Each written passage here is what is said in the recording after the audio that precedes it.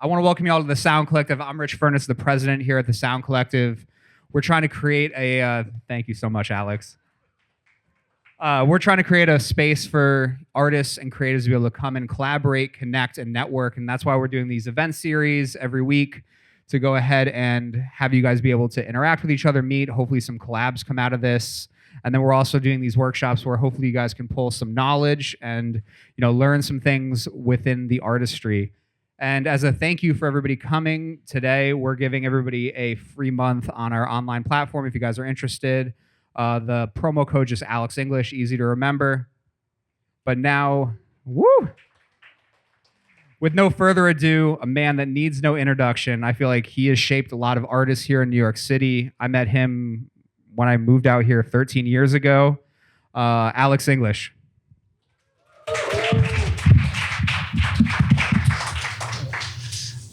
Hello, everybody. Let me get this together. Okay. Can you hear me okay? Yeah. Okay. First of all, thank you for coming. Thank you to Sound Collective, Rich, and Alex for having me. I currently am a manager. I run a company called Seahorse Management. Some of my artists are Quarter, Sasha Rome, Savas is here, Proper Villains. They're all here tonight. Basically, I started the company back in 2019. I started doing artist management around 2015, very serendipitously.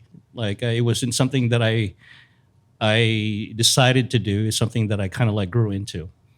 So a lot of the things I'll be talking about tonight is for either artists that want to know to get questions answered of what they should be doing with their career, and also other managers that might want to start their own business. All right. So let's start off with this.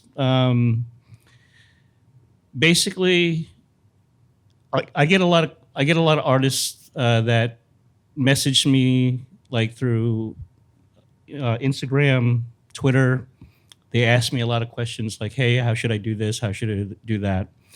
And so the majority of this talk is basically I'm going to be answering all the questions that people really, they feel they're stupid questions.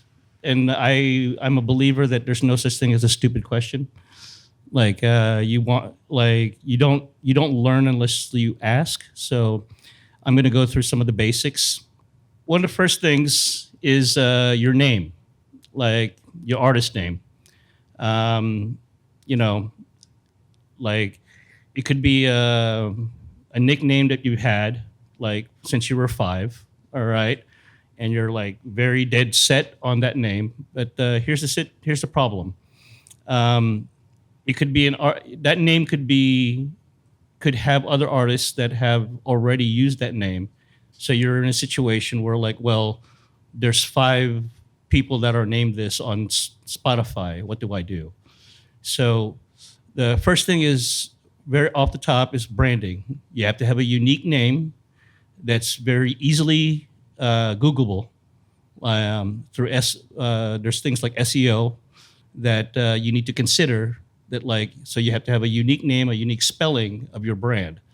Like it can't be like something as simple as like visors, okay? Because if you Google visors, you're gonna see a bunch of hats.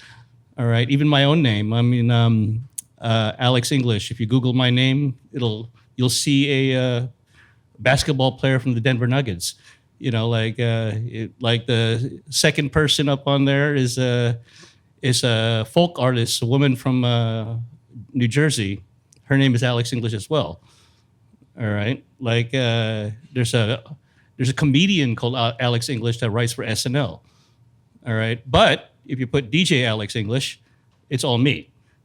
All right. Like, so the very first thing is I can't emphasize enough to have a unique name, unique spelling of your brand, because that'll follow you. Like, for example, for social media, Twitter, your Twitter handle your Instagram handle should all be the same thing. All right. Sometimes artists like will have a situation where like one handle is different because somebody else has that name. So again, the way around it, if you insist on having a name that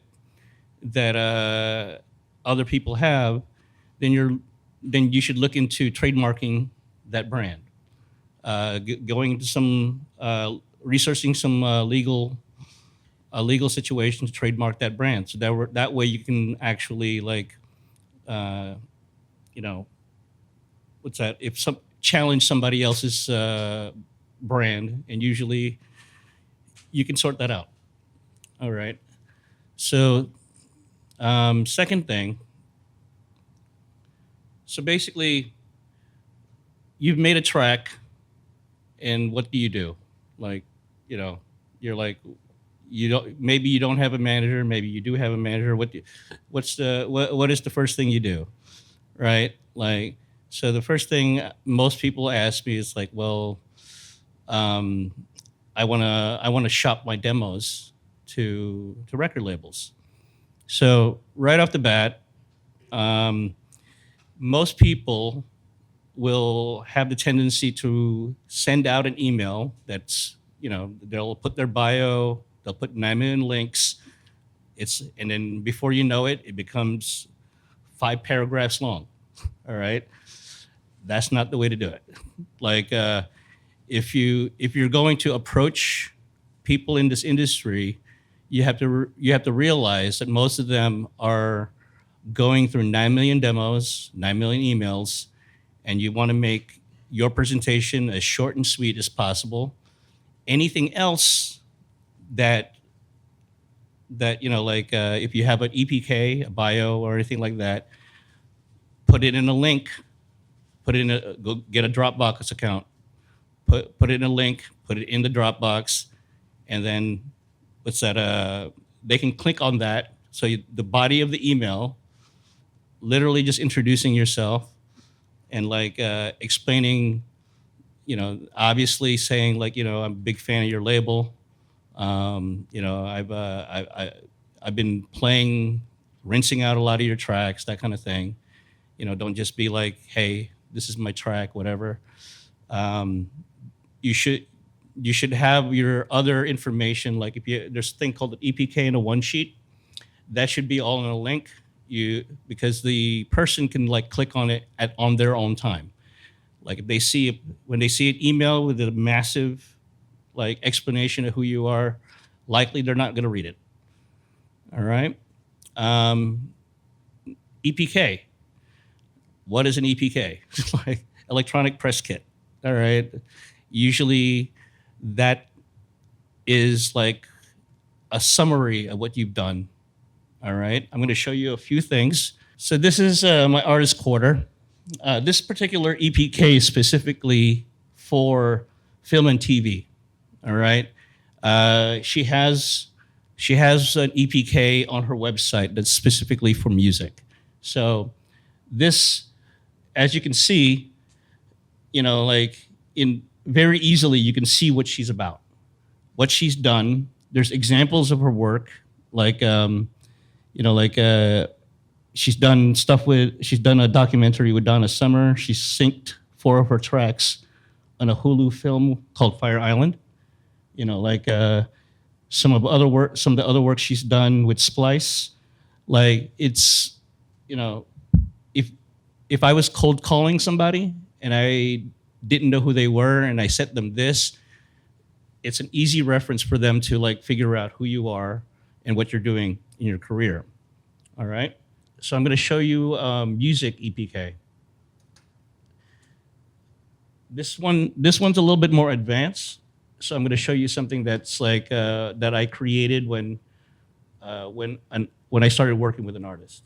All right. So this is an artist I used to work with. Her name is Lizzie Jane. Okay. So right off the bat, that's her bio. Down here are all her social links. These are functional. I can actually click on them. it'll bring you to all her pages, right? Here, some of her press, Daily Beat, EDM Sauce, a few of her releases. So that also these are clickable, so you can like basically like check out her music right away. You know, like the hero shot. You know, like you want to show them like like at one of your gigs when like great photo, and that's a basic EPK. At this point, do any of you have any questions about EPKs and like what you should be presenting, or what you should be putting together as an artist? Yeah. So I DJ, I haven't produced. So in that section where she has her tracks there. So that's easy. So basically, like obviously you've DJ'd like many gigs, some of them smaller, some of them bigger. So instead of having tracks there, you can have some of your, this could be a flyer to one of your bigger shows. Oh, I opened for Skrillex here, or or I opened for Zed here, like that kind of thing. So like, so you want to basically show a resume of what you've done, like presenting yourself to record labels, management, anybody in the music industry is no different from applying for a job and having a resume with you. Okay. So now, like, what should be on your resume? Like a lot of people, they think like, okay, like I need to show the biggest stuff, right? So that's not necessarily true. You want to show them a journey, okay? You want to show them growth. That's the biggest key. Like you want to show not only the person you're talking to, just the industry as a whole, that you started here, and it's incremental growth throughout your career, because that'll inform them that like, hey, you know what? If I'm a promoter and I want to hire you, I know that you can handle a crowd this small. I know you can handle a medium crowd. I also know you can handle a large crowd. All right, like that matters. Like you can't just think like, okay, like conversely, like if I myself, I started DJing in small bars. Like I didn't have like, like yes, I eventually started DJing at bigger venues. But the thing is, it's like I didn't get those bigger venues if I didn't show my journey. If I didn't show other promoters that like I guess the term is like show my dues, essentially, right? So another thing that I get asked about all the time is who should I be networking with? Everybody's like, most people have the tendency to network upwards. Like they'll go to an event, it's like, oh, I gotta meet Skrillex. I gotta meet so and so. It's like, like that's actually not. I mean, there have been cases where, he's met people and like, okay, like, let's do something. My advice to you is to network outwards in parallel. It's very, very, very important to be part of a community. Okay, as the community grows, you grow. Like, let me ask you guys, like, like you guys remember when dubstep first became big in New York, right? Like, massive movement. All right, but at the very beginning in the United States, there was only like, people could only, there was what, Caspa, Rusko, like Nero, like people could name. Like eventually that scene grew. That scene grew in the United States. You started having American dubstep artists, and the thing is, most of those people like grew like in parallel with each other together. All right, and then therefore there was a movement that started happening in the United States that the UK was like, hey, dude, something happening in the United States. Like it wasn't just about it was no longer a bunch of like UK artists, right? So you want to be a part of that group. You want to grow with that group, and those some of those relationships that you have with you create with those artists could, could become some of your best contacts down the line. Like maybe maybe somebody in your crew, like gets on a label that all of you always wanted. Like because you have that network. Eventually, that person's gonna have like a show, and they're like, who do you want to you like promoters like the promoter's gonna ask, who do you want for support? They're gonna be like, hey, can I have some of my old crew with me? So it's a lot easier to get the attention of people that's around you than somebody that's above you. So a lot of artists, they waste their time trying to get the attention of somebody above them, and they get all bothered and pissed off. Like, why is nobody paying attention to me? Is because you're not paying attention to what's in front of you. All right, which is literally the community. You can basically succeed a lot better if you just pay attention to your community around you. All right. Um, so, you know, which brings me to the point of like, like you're at a point in your career, you think like, hey, I need a manager, right? So not all managers are the same. Some managers are smaller than others. Some managers are huge. Like there's big companies that have a huge roster. Like you kind of have to kind of figure out where you are at in your career. Like and a lot of artists change management throughout their career. Like for example, Lizzie Jane. When I was managing her, she wanted to do harder dubstep stuff. Now she wants to do more melodic things, and at the time, I couldn't facilitate that for her, so she decided to get new management. So like there isn't uh, a formula to figure this out.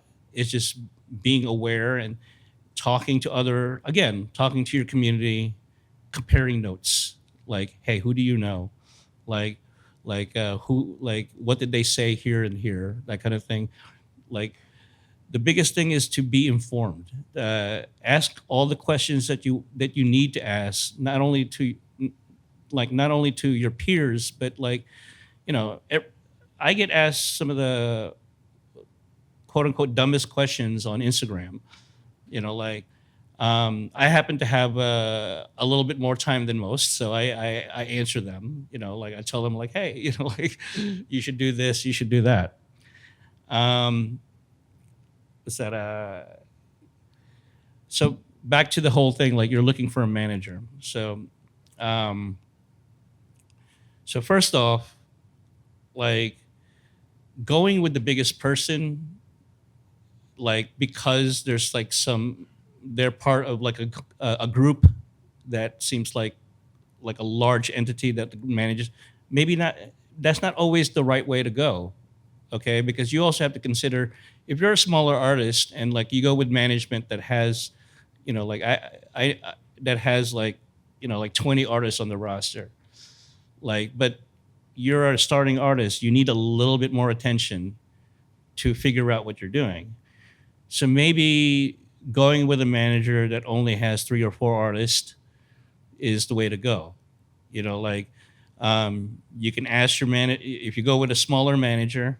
You can ask them all the questions that you want, like, and you won't necessarily feel that you're taking up their time because I get that's another thing that's brought up to me a lot through that other people ask me that I feel so bad asking my manager this because he seems so busy.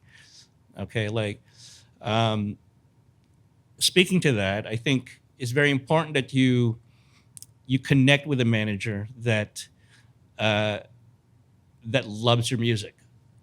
There's a lot of managers out there that like they pick up artists because they see the potential amount of money they can make. Okay, so like if you can tell right away um, if a manager is really into your music. If they talk about the music they like, what the like you compare notes and you're like, hey, I'm really into this, and they're like, oh yeah, I was just listening to that. Like those are important things. Um, what's that?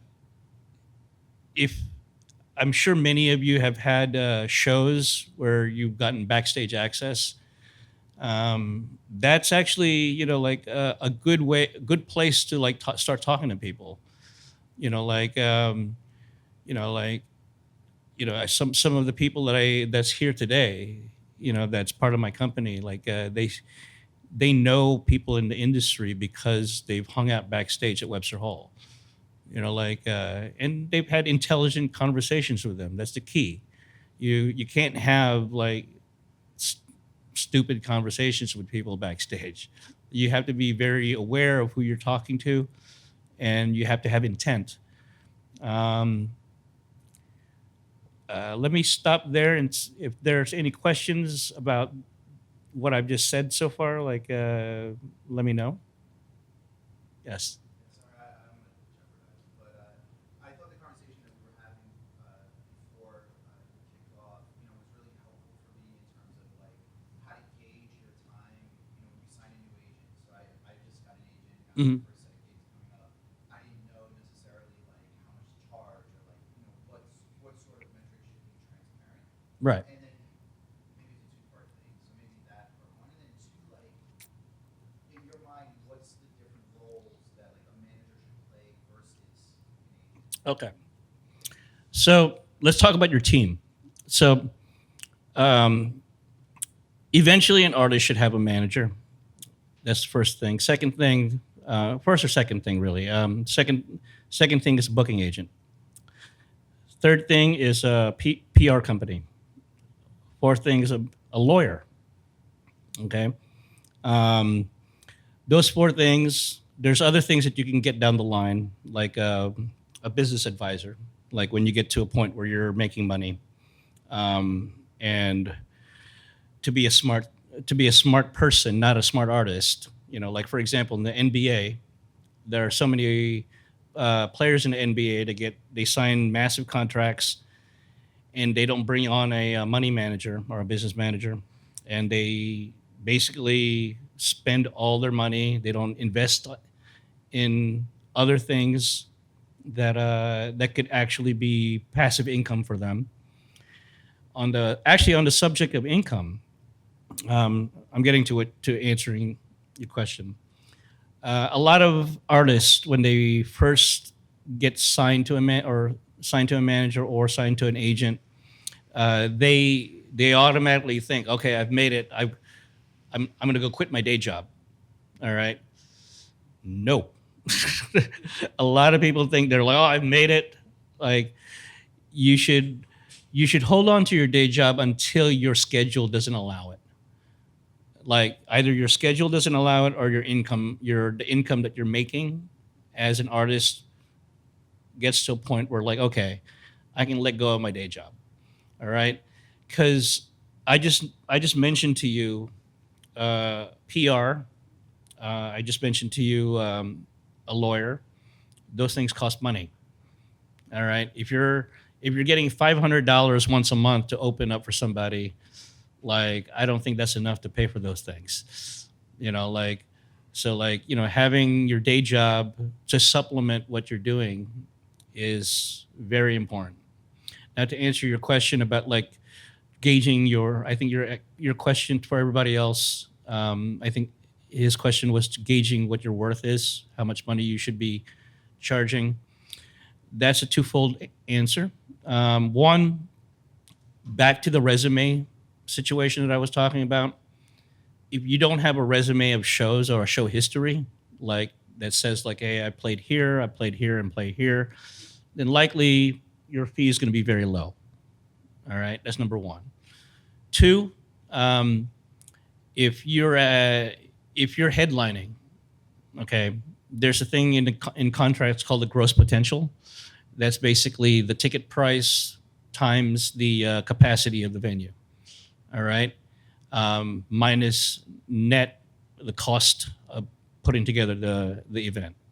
All right, so once you figure that out, like depending on your following, like if you have a huge following, like there's, for example, there's something called a door deal that most bands, if you're in a band, and I'm mostly talking about DJs, but this will answer this question.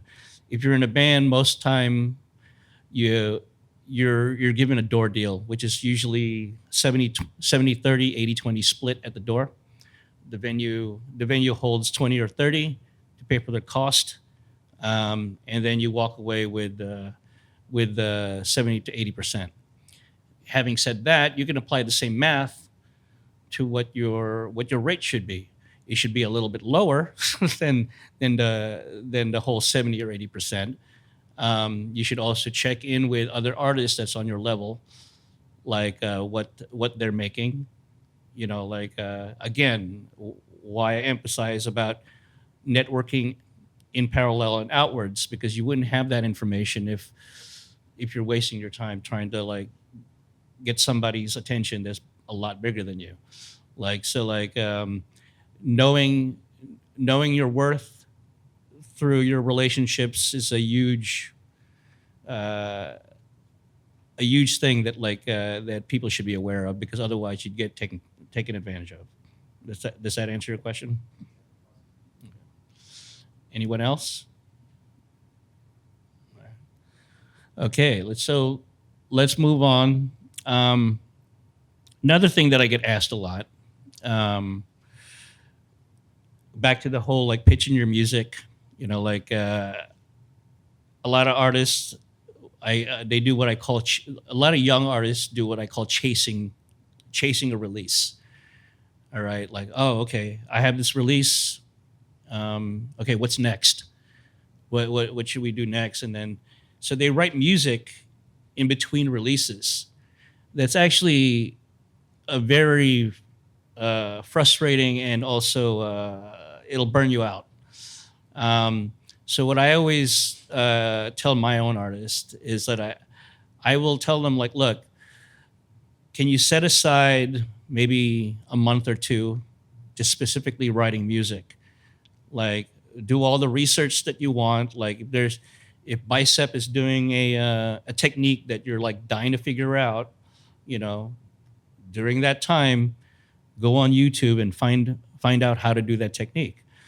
All right, like, so the reason I do this is because you have to have a plan with your releases. Like, you wanna like, like, once you have like maybe 15 to 20 songs, then you get together with your manager, and you basically like, hey, these are the labels I want to be on.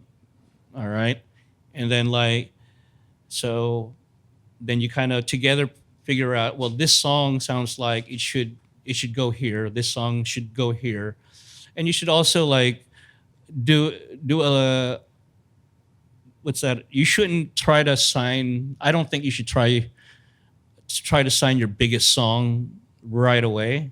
Again, what I said earlier, showing a journey and doing something a little smaller, and then growing into like something a little bit bigger. So like, yes, maybe you wrote a banger and it should be released by this label. Maybe wait to send that demo to that label. Maybe release something a little bit smaller to establish your name. All right.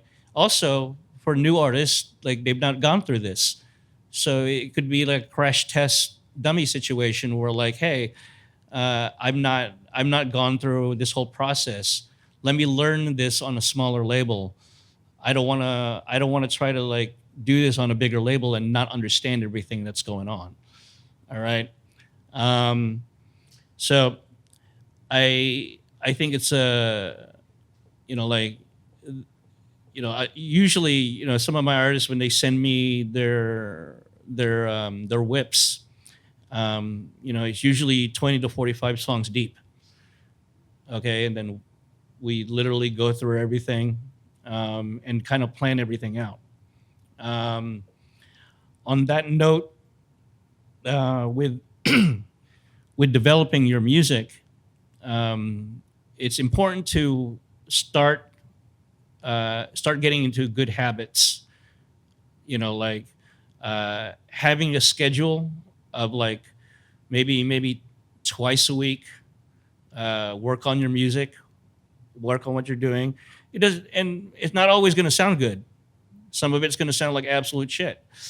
All right, but the thing is, like, you have to go through that process of like making absolute shit to make your best stuff down the line.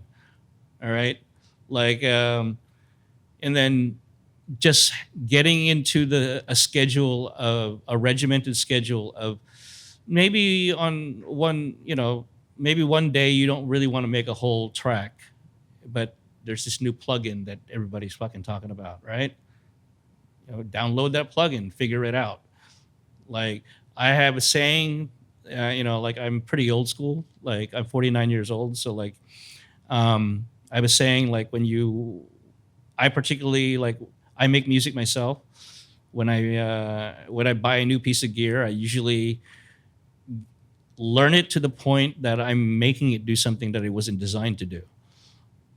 Okay, it's very important to understand what the tools you have and getting to maximizing what you have in front of you.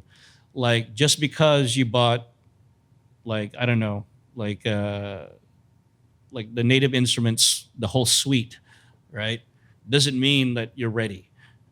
All right, like, I know producers that use mostly free plugins. Their DAW is Reaper, that's free. All right, they will literally Google, like, all right, what's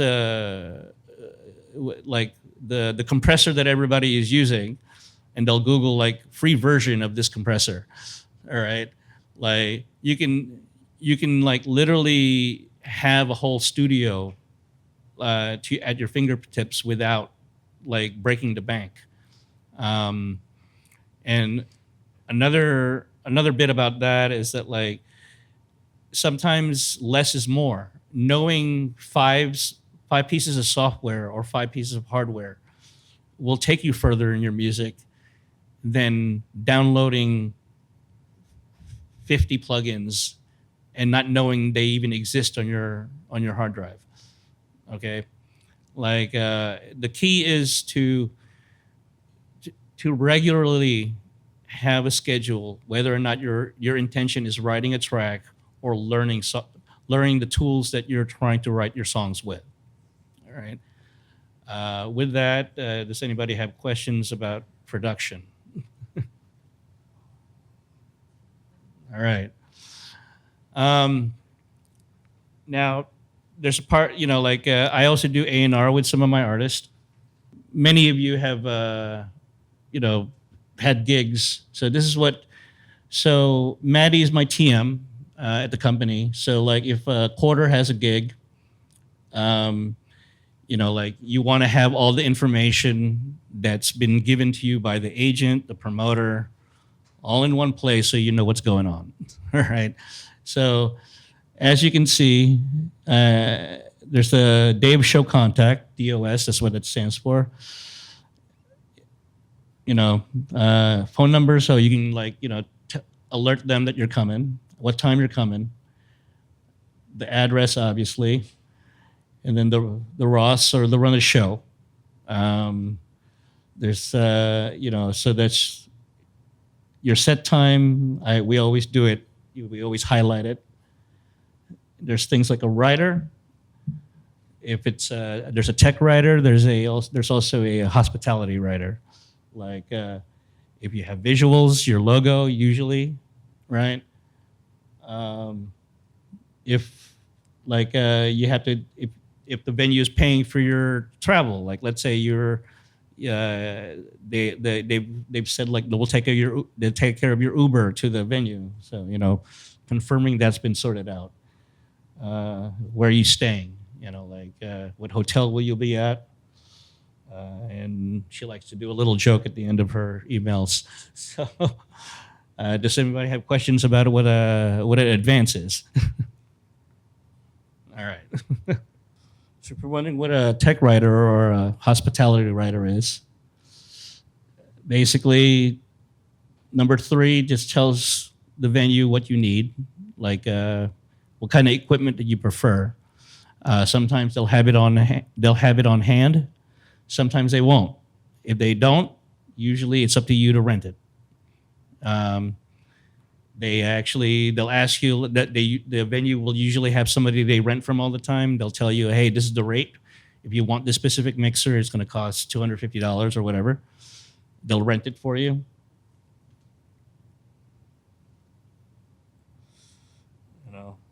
And here's the rock and roll part. Okay, the hospitality. All right. Just basics like you want bottled water, what kind of alcohol you want. Some cases they give you food, right? They just it's basically everything that an artist needs to perform for that particular show. Does anybody have questions about a writer? So usually my artists, they send me a track that they've been working on. And, obviously I take a listen. So right off the bat, what I do is I have reference tracks. Here it's Reload, Andrea Parker, Autecker. And basically I try to figure out what music to me does this sound like? And what can we take away from some of these tracks that might inform the track you're working on. First off, let's take a listen to the track that we're talking about.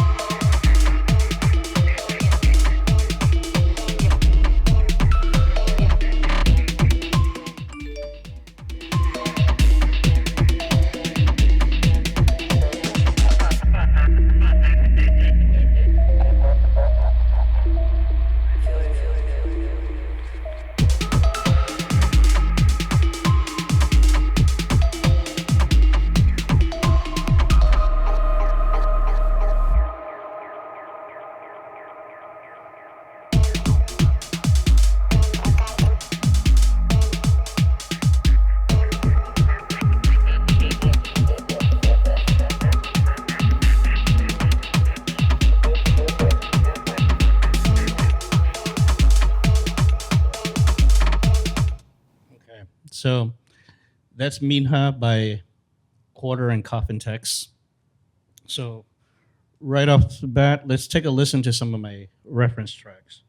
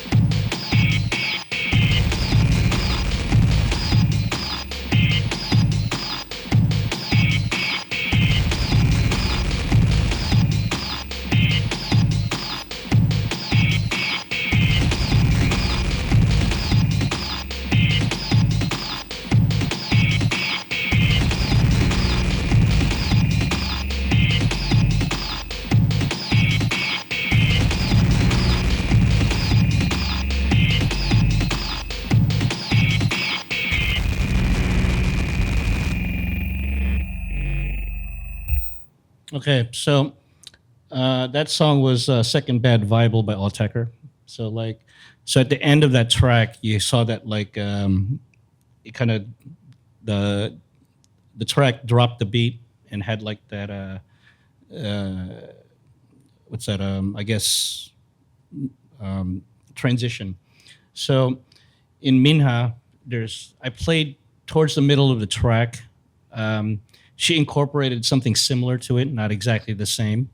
Okay, that's the key. Um, is is to not copy what's going on, but like having a basic idea of specific techniques other people are doing that you could use in your own tracks. Part of the reason I've been going through this is that like not a lot of artists at the very beginning of their career, like have the experience of going through an A&R session. Most labels have an A&R department. Like whether you like it or not, there's people that's going to have their 2 cents with what your music sounds like. Some labels are great, like they'll just leave you alone and you can make whatever you want. But let me just remind you, you made the decision that you wanted to be on this label, right? So you kind of have to like listen to what they have to say. You don't necessarily have to listen and implement everything that they say. For example, in these notes, number 3 under home Fasme, right in the middle slide, I say to her, I think there should be some laser fills like in this track.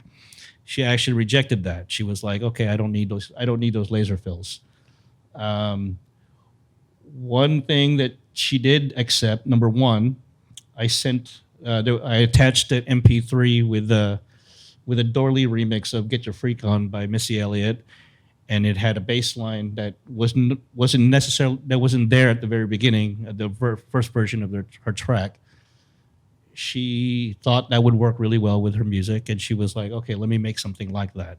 I think this is a second version of notes, but at some point there was a snare drum that was in the original track that was buried. Like the frequency was really low, and it was competing with some of the low frequencies of the track in general. So I told them to bring it up, so there would be more definition, and there would be what's that? And also more noticeable. Like again, the specifics of this track is not what I'm getting at. What I'm getting at is that you have to be open. You should be open to criticism. It's constructive criticism. Like there's a difference between somebody just telling you your track sucks and somebody actually trying to help you like with developing your sound. Like part of the reason I even give reference tracks is because I know for a fact that she's a fan of those 3 artists. All right. So right off the bat, like I'm speaking her language. So she understands where I'm coming from. I'm not just telling her like, hey, like Taylor Swift did this. Why don't you do this on this track? You know what I mean? So that's something, most managers, from what I know, don't really do this. I do this. I think it's a great way for me to connect with my artist and really understand what they're about and what they're trying to do. Because later on, like when we're having other conversations of like, oh, who should I be touring with? Who should I be doing support with? I already have all that information because I went through this process with them. That's something that I feel that's necessary, not only to get to know your artist, or but also just to even for the artist to get to know your manager, how they think, how like whether or not you guys have things in common, because those things will actually matter down the line. Like again, when I said to you that your manager should love your music. Like if I didn't love her music, I wouldn't go out of my way to do this. All right. Another question that I get asked a lot is like how to start a business. Like depending on how much income you're making, it might be time to start an LLC. Right. So Maybe even get a credit card in the name of the LLC, so that way when it comes time for taxes, everything is all neat. Because that's another thing that a lot of artists don't even realize, that like um, you're suddenly thrown into a situation where you're getting paid a lot of money, and managing your money and dealing with taxes is a big thing. I usually tell people, like, if you make $500 on something, take half of it and put it away in either a different account or even a savings account. Don't even think about that as your money. Okay, like if you do it that way, then like when it comes to reconciling your taxes down the line, like you've already paid for it because you've left it alone, either in your savings or a different account. Like uh, it's something that a lot of artists get in trouble in. They don't, again, with the whole money manager thing. Like you should be knowledgeable about how to deal with all these things, like financial things in your career. Um, Again, like when you start talking to a manager, these are the kind of things that you should be asking about. Like, like some management, they clear through their company, like where um, like for example, like if I have 5 artists playing tonight, then the promoter or the agent will pay my company and I pay them. There's other structures you can do where like that's more artist friendly, where your manager is your employee, where like they're employee under your LLC and you pay them, right? Like where basically you get paid directly to your LLC, and then you pay your manager whatever percentage that you've agreed upon. Which brings me to how much should you be paying everybody on your team? Usually, management percentage can range anywhere from 10 to 20%, depending on the level of your manager and what they can do for you. What's that? I myself take between 10 to 20%. In my case, like I usually, if I take 20%, is usually with the intention to make the team larger down the line. Like, let's say, like I think I'm smart enough to realize that I don't know how to do everything.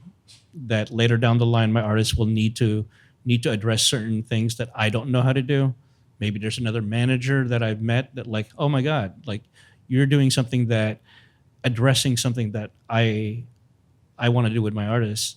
So I'll bring them in, make a deal with them. So I've asked for 20% initially. So I'll break 20% off in half. You take 10%, I'll take 10%.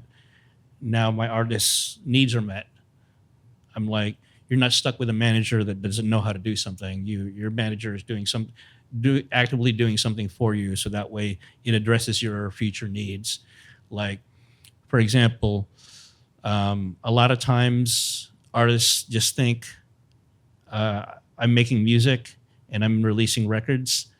Eventually, that some artists want to score video games, they want to score movies, they want to do commercials. That's a whole another skill set. So let's say I don't know how to do that. Okay, and then I partner up with somebody else that does. So that's why you want to have that flexibility with the people that's representing you. What's that? Let's talk about income verticals. So the way you're going to be making money as an artist is obviously from releasing music. That's number one. Okay. Number two, there's things called sync licensing. Okay, that's another way to make money. Whether it's that's usually film, TV, video games. There's merchandising. Again, merchandising is is a situation where you want to, obviously if you have 300 followers on SoundCloud, you're not gonna like decide to like, hey, make 300 T-shirts to sell on your website, right? It's something that you have to kind of like consider where you're at. There's and then there's brand deals. Which that, for example, my artist Quarter is, she does stuff with a company called Brooklinen. It's kind of like the hipster version of Bed Bath and Beyond, right? So she's doing her second event with them in July. She was just recently part of Armani Exchange. What's that? Promotion basically. She I won't say how much we made, but at the same time, it was part of a situation where there was other artists like Baltra. There was at least 5 other artists involved in this thing. So, there's other ways to make money in this industry other than just like releasing music. And obviously the last one is DJ gigs, right? So these are the things that you should be looking into, like whether or not maybe you're not ready for certain things that I've just said, but informing yourself and doing the homework and like understanding what they are down the line, and then maybe later on you're ready to obviously scoring a film is a huge undertaking. If you don't know how to write an orchestration, and you're trying to say that like you should be doing something that Hans Zimmer is doing, it's like then you shouldn't be scoring a film. But then again, there's other films like The Social Network and The Girl with the Dragon Tattoo. Trent Reznor from Nine Inch Nails did the music for that, and largely those 2 films are based on sound design and not necessarily orchestral work. Okay, something that actually might be more attainable for other artists that aren't classically trained. So there's definitely different things that you can explore down the line. Let me pause again to see if any of you guys have any questions. All right. Yes.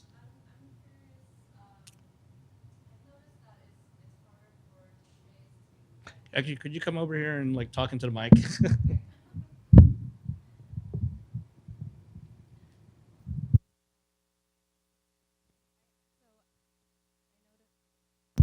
Hello. Hi. Hi, I'm Jessica. So my question for you is, I noticed as a DJ, it's harder to get an agent or any recognition from agencies for representation versus producers. What is the threshold for DJs to get an agent? Because there are some cases where DJs do have representation and get gigs that way, but everywhere left and right, I'm like, well, you don't produce, so we can't really do much for you, even though I feel like, I'd like to get more gigs that way. All right. So to answer that, one, it really depends on your brand and how much your brand has reach. Kind of similar to the way Instagram influencers are. So a lot of agents and also managers, they look at potential. They look at what you can be in front of. You don't necessarily have to be there just right there. But let's say somebody. There are DJs that don't produce, but if you notice, most of them have a pretty robust social media presence. There's a platform for them that they speak about. Sometimes maybe they're advocate for the LGBTQ community. Like, I believe there's a woman called Whitney Day. I don't think she produces. I think she just DJs, but because that's her platform, it's a massive platform to be on, and that's how she gets gigs. You know, like, and you know, as far as representation is concerned, like, you know, like you, as an agent, you look at it, it's like, okay, well, she has a huge following in this field, so I can pitch her for these things.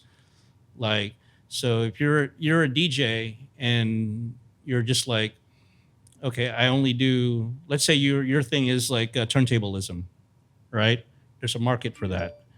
All right. Like, actually, to be honest with you, we're in the perfect place to create a platform for that. Like, you know, like there's classes here and other people that that might be into that you can connect with. So often at the very beginning, like artists or like DJs that get together like that, they do showcases with not just them but a group of people. So you maybe to get your brand a little bit bigger, you do it as a group first. Like, hey, like let's do like a turntablist exposition of like what you specialize in using like two 1200s. I specialize in using like a drum machine, like, and things like that, and like, and then essentially to answer your question, it's like, how do you get an agent? It's basically building your brand, and basically like expanding your reach. Like, if production is not for everybody, if you don't want to produce music and you want to DJ, it's a little bit more difficult. I'm not going to lie to you. Like, but at the same time, there has to be some kind of marketable angle to it.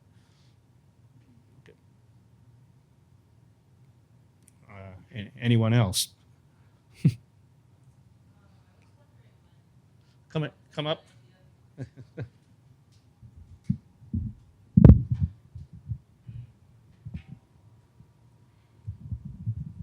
Hey, my name is Eden. I work here. When is like a good time to become an LLC? I know you said, I guess, you hit a certain gross income, but like, do you have like a range that you could suggest?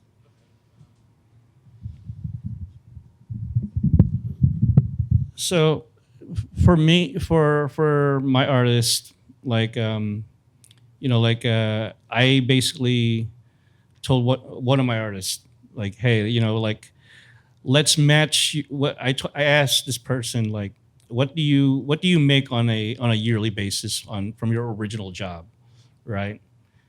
So I said, like, if we get to 2/3 of that, right, like and we make a consistent income at that rate, all right, like, then let's look into an LLC.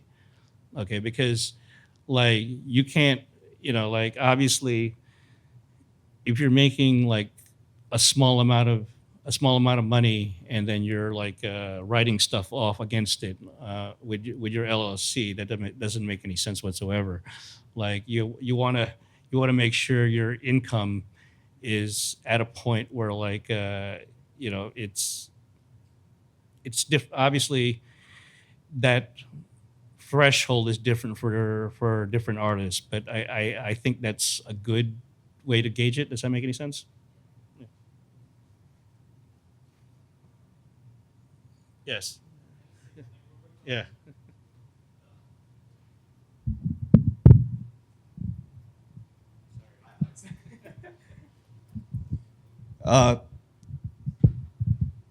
To go on about doing the LLC, I used to work at Chase maybe 3-4 years ago as a banker. I left Chase to pursue my career or my dream as a photographer. Worst mistake, I was broke a lot of the time. But now that I'm more consistent with my job as a photographer and videographer, travel, have people pay off my flights and hotels, have people pay off my things, an LLC was a great investment. I'm not saying I'm rolling in money. I still struggle here and there, don't get me wrong, but definitely make sure that when you do make the jump, you have backup plans, have money saved up, because you're gonna have some months, weeks where you have no money to like have, and it's gonna be very stressful to even do anything, and you feel like you're gonna miss out on a lot of things. So when you do the LLC, make sure you have a backup plan and have money saved up on the side. That speaks to what I said earlier earlier in the talk, wherein I told you maybe it's not the smart thing to quit your day job right away, like and saving up during like when you have your day job and there's costs that you're going to have to like deal with like that the beginning of your DJ career is not going to be able to pay for. So like, you know, what he said about like having savings to invest in your career is definitely a good idea. Anyone else? All right. I think that's it. Like, if anybody else has any general questions for me, I'm happy to answer.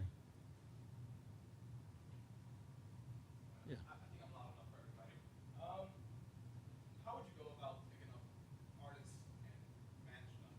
Like, I know you said to expand outwards, and to be honest, Right. I'm doing that right now as well. You know, because I work with a lot of promoters and a lot of venues as it is. I just want to learn how to manage that as well. So you're asking how I pick? Okay. So my personal process, I tend to pick diamonds in the rough. Like I don't really chase after like what's that made like artists that are already established. Okay.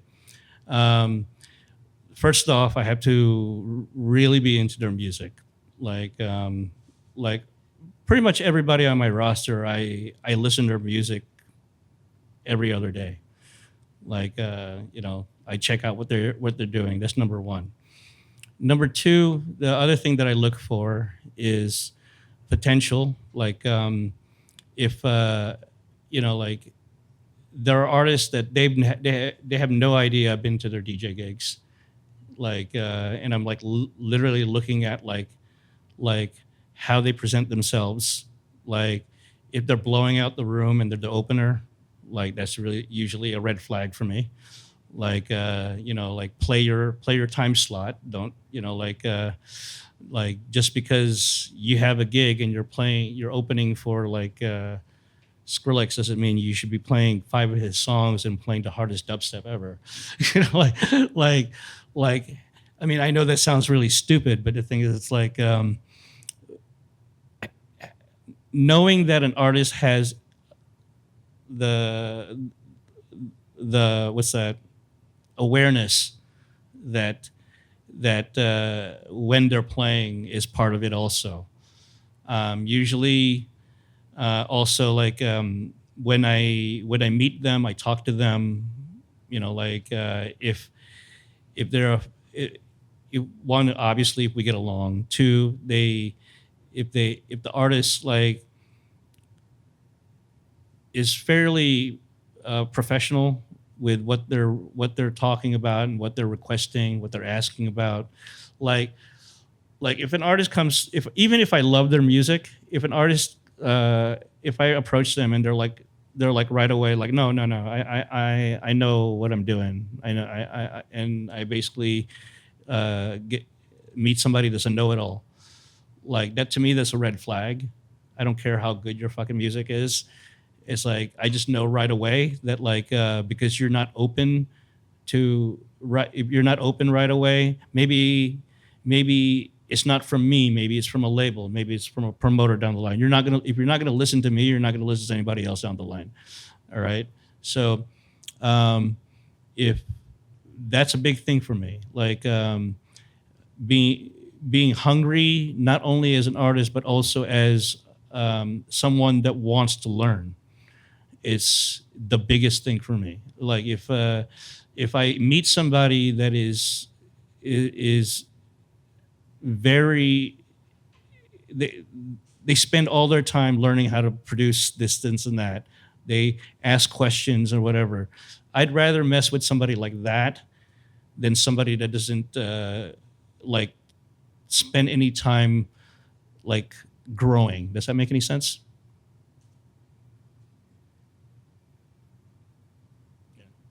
Yeah. Excuse me? Style? Actually, that's a great question. Yes, style does matter. Like, obviously, that's a factor. Like, because part of the things that I do is I do stuff in branding.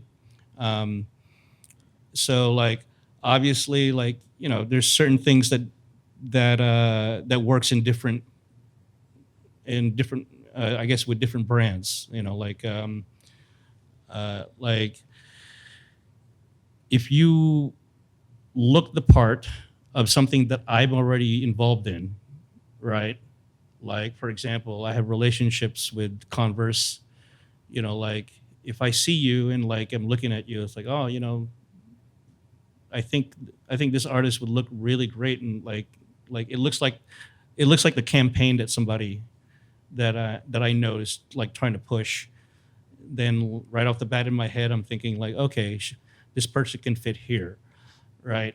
Like it's a bigger picture kind of situation. Not like, again, what I said about like different income verticals. It's not, sometimes it's not always about music. I would love it to be, you know, like it's also another with also both of your questions, fashion and like and so on. Like also, you know, I take a look at like behavior on social media. You know, if an artist is constantly attacking another artist on social media, I most likely won't want to work with them. Like, you know, like if, even what down to what they're saying on social media, like, you know, like, you know, like, because those are the kind of representatives that like some brands are looking at, you know, like, so again, when it comes to style, like if I see you tweeting that you hate like Versace or something like that, obviously, like well, there goes half of the pitches that I had intended for you. You see, you know what I mean?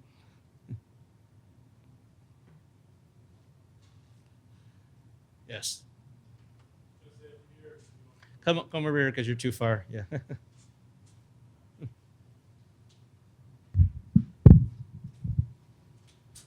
Hello, what's up, y'all? How do you gauge the value of self-releasing versus shopping material out to labels?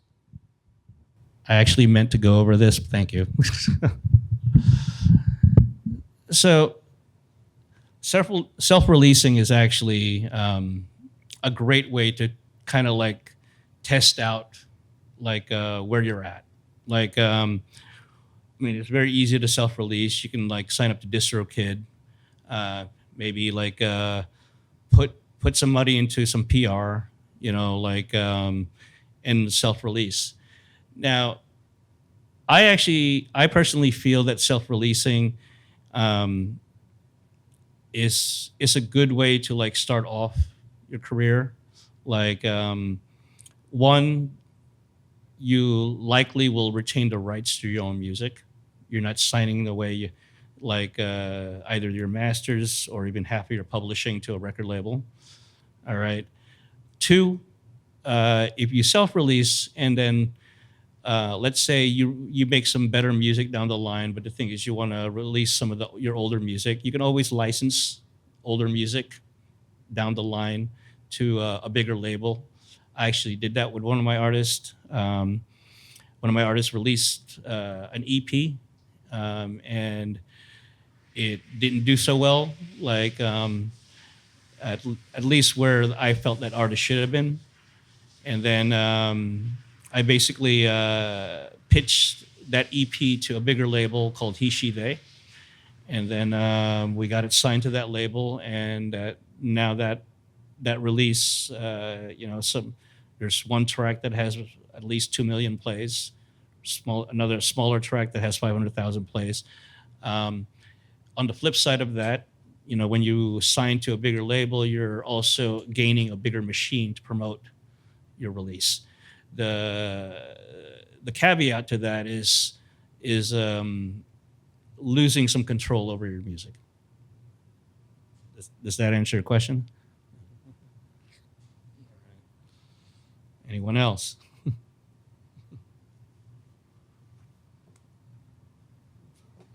All right.